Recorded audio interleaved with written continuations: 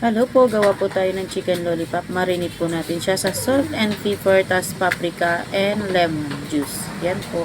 Tapos meron po tayong breadcrumbs, egg, and flour. Yan po. Yan. Ang una po natin ilagay, lagyan natin ng flour, tapos egg, tapos breadcrumbs. At i-form lang po natin siya ng ganyan.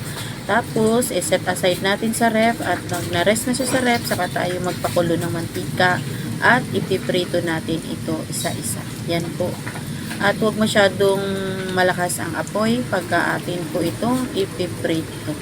Kailangan po main-in lang pagka-prito para hindi po mahilaw ang loob. Pero madali lang naman po siya ilutuin kasi talagang laman naman po siya. At yan po, tingnan niyo po. Yan. At yan din po yung iba pa. Marami po yan, pang isang bilao po yan. Yan po yung unang luto at yan po ang pangalawang salang. Yan po. At ipo-form po natin siya doon sa may bilao. Yan po. Diba?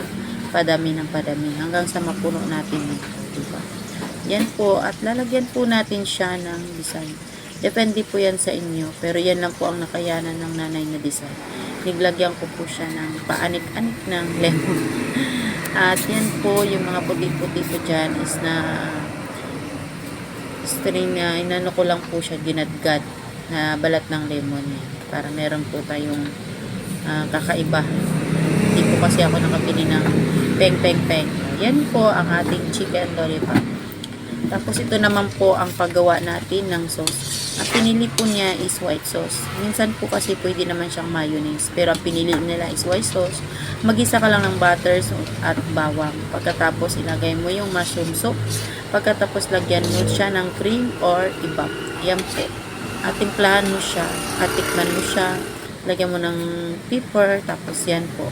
Pag okay na po siya sa lasa mo, at yan, nilagay na natin sa top. At ito na po ang ating chicken lollipop. Tapos may kasamang white sauce. Pwede po yan siya sa garlic mayo. Nakadepende po yan sa inyo kung ano po yung gusto nyo. Thank you for watching. God bless.